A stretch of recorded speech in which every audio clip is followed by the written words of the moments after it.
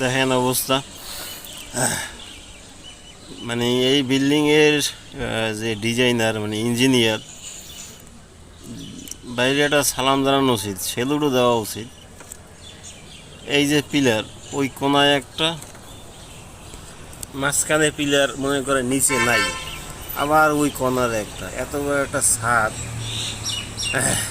এই পিলারের নিচে কিছু নাই, ফাঁকা, ধরে ধরে রাখছে। মনে করেন কি বুদ্ধি আর কি টেকনিক। দেখেন পিলারের নিচে পুরোটাই ফাঁকা, কিন্তু নাই কিছু, শুধু এই কোনায় একটা এরকমের চার কোনায় চারটে, পুরোটাই মনে করেন